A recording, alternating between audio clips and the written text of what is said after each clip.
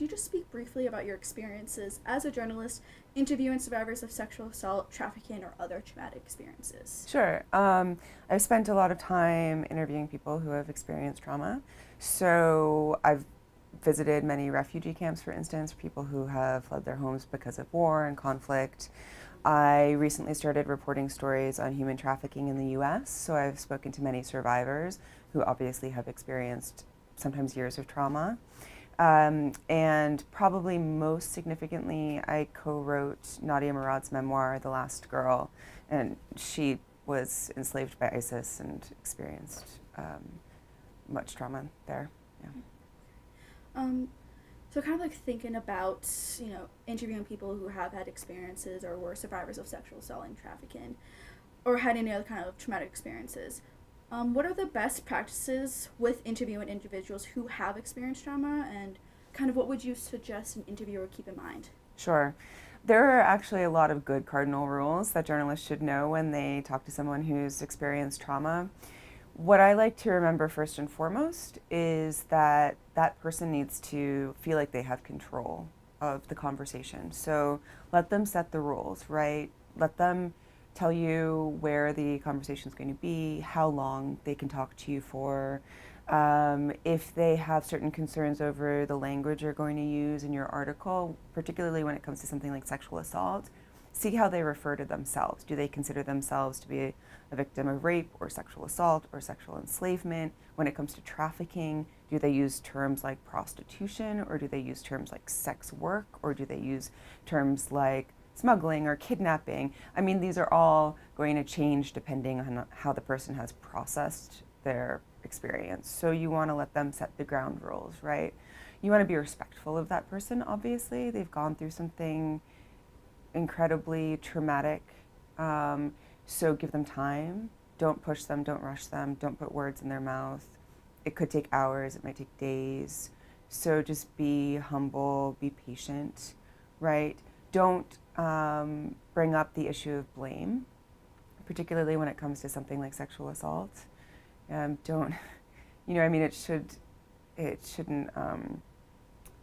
shouldn't be a surprise to anyone. I mean, anyone who's followed even cases in the US of sexual assault and rape, if somebody's telling you their story, don't ask questions that make it seem like you're judging them, right? About what they were wearing or where they were, or how they might have put themselves in danger.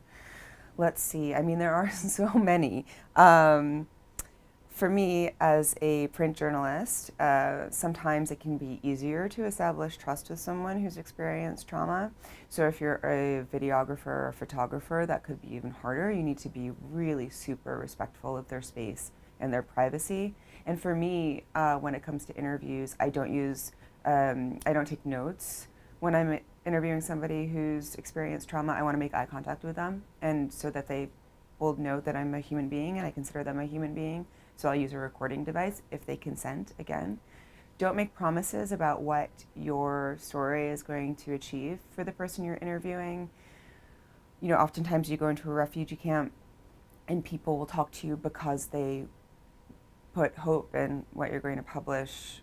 If they ask you, what kind of an impact your story is going to have, you have to be honest that this is your job and that you want to tell their story, and you have faith that people reading it will want to, will respond or at least be aware of what's happening, but that you can't promise anything.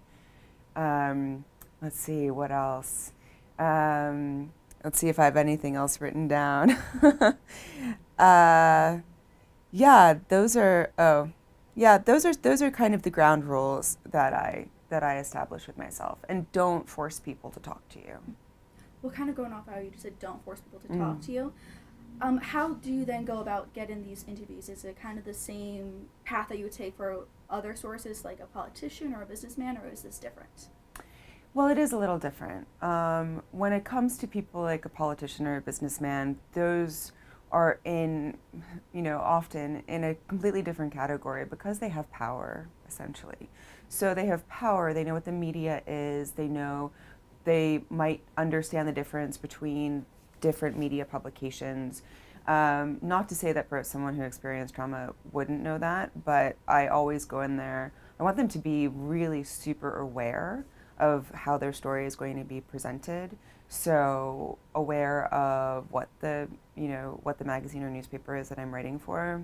Um, Usually with other sources, like a politician or a businessman, you do have sort of, ethical responsibility, or just for the quality of the story. You talk to them, they know that what they're saying is on the record, and kind of that's that. You'll do some fact checking and things like that, but when it comes time to publish the story, they can't change their quotes. They don't have any control over that. They said what they said. When it comes to victims of trauma, and I think that this is an ongoing debate, and other journalists who deal with this might disagree, I my priority is to make sure that they don't feel like they've been exploited or that their story has been warped.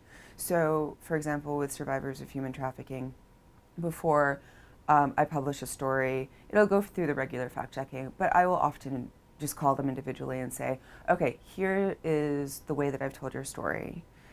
Here's what I have you saying. Does any of that make you feel uncomfortable? I don't know that all journalists would do that.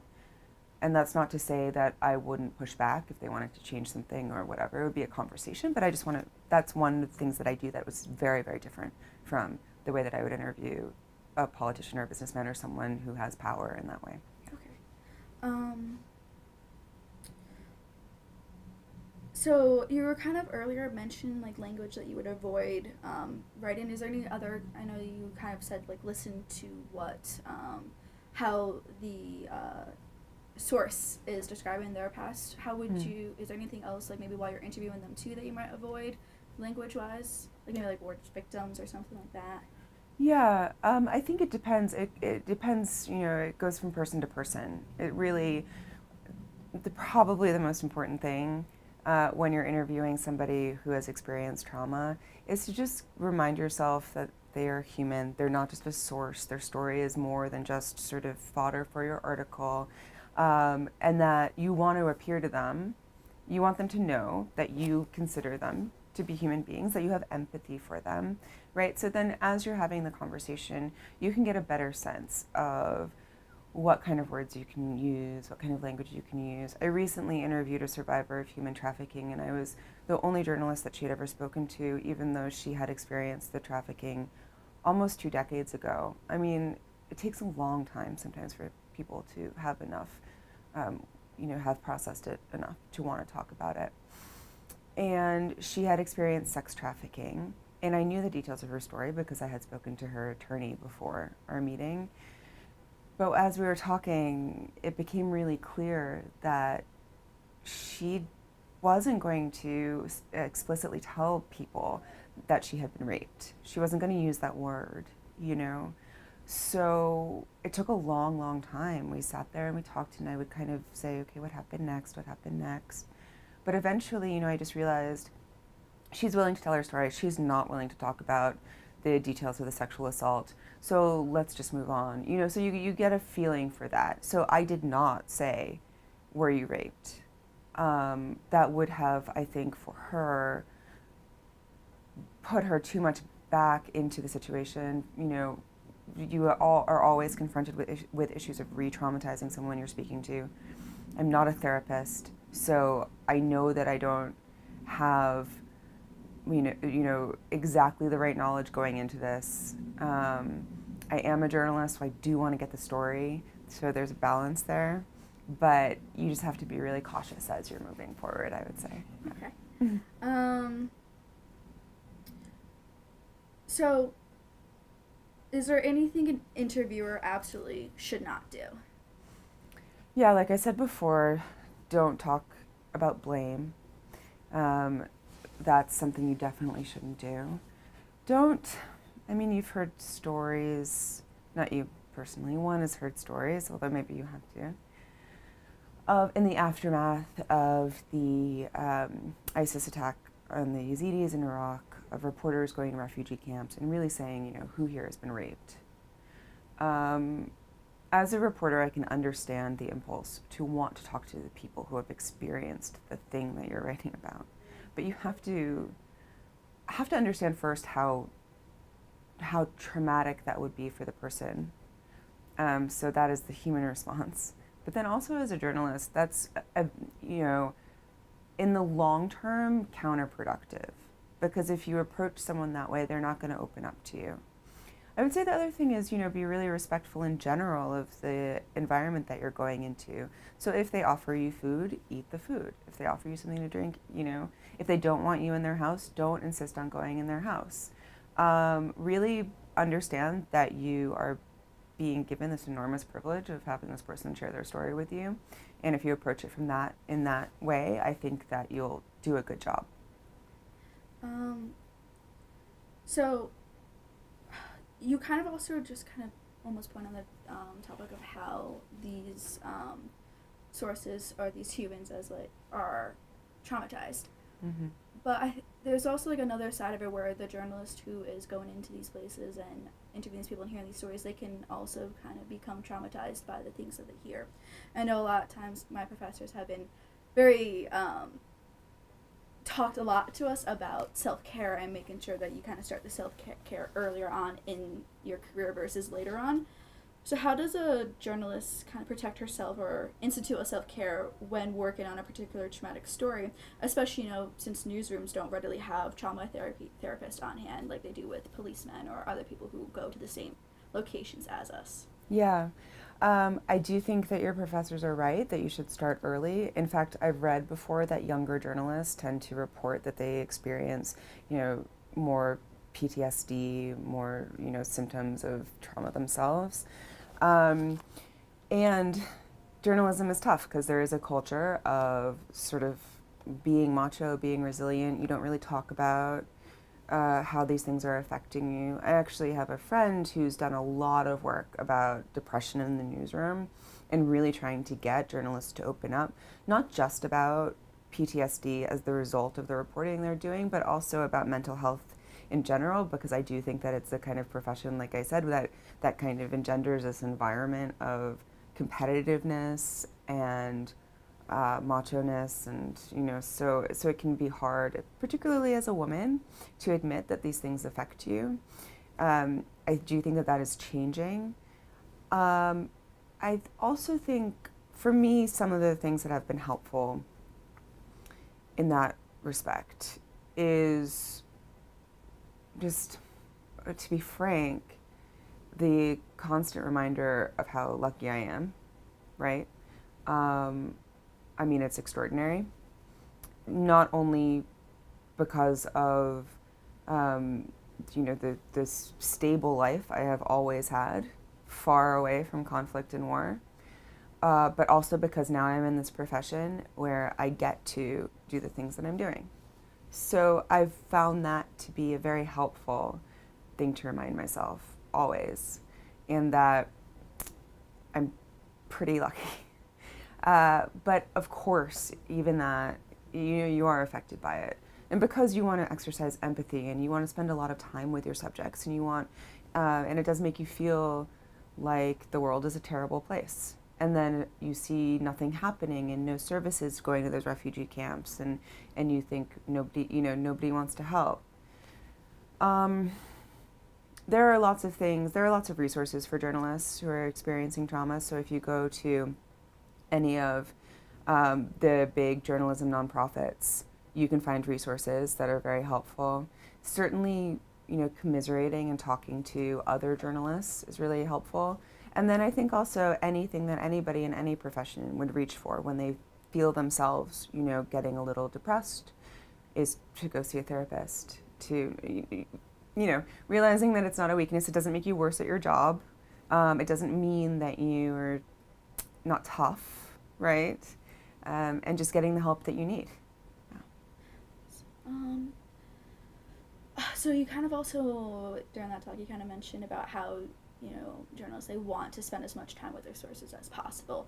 But is there ever a point where a journalist should stop or back out of the interview, whether that be for maybe their own safety or maybe the respect of their source? Yeah, for sure. This is something you should be aware of every interview you have. When it comes to, so for instance, to go back to Yazidi women, there have been cases where it's clear that the woman has been pressured to share her story, usually by men, because for a long time, and still, I think that the Yazidi community recognized rightly that what happened to the Yazidi women was something that the world was paying attention to and that might help them get services and be helped in some way. But I think that if you're interviewing someone who is clearly not really voluntarily talking, you need to kind of take a step back, ask questions that will help you to understand whether or not that's the case. And then if you feel like she's being exploited, then to stay would be making you a participant in that exploitation. And you should leave or try and talk to her about something else, you know?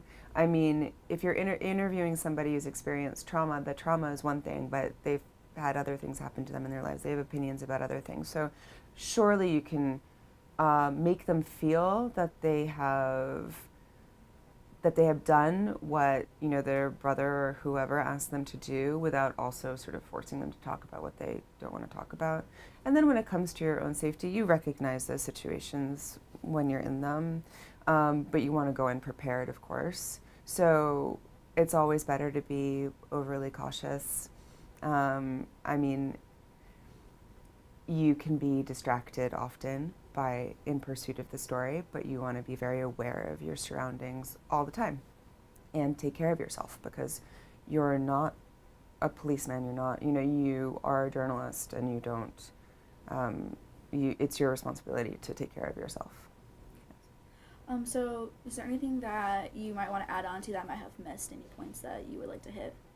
Yeah, I would just say that anybody who's covering trauma, who is interviewing somebody who has experienced trauma, really make sure, you know, go online, go find these resources. I can give you some links after our talk, and go through it and make sure that you really, you know, absorb those before you talk to the person, and also understand a lot about the context that you're going into. So everything, you know, every country, every town, every city is going to be different from another one, right? And so you might be talking to a woman who has experienced sexual assault. That's going to look very different from place to place, or from culture to culture, from community to community. So it's really important, of course, that you understand the greater context of the story, because ultimately the story you're writing shouldn't be about using the trauma to shock people, right? It's not going to be a story that's about the woman being raped. It's a story that the rape and the trauma that that person experienced, you know,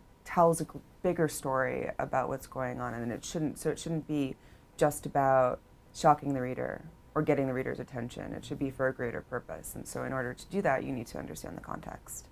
Awesome. Thank you so Thank much. you.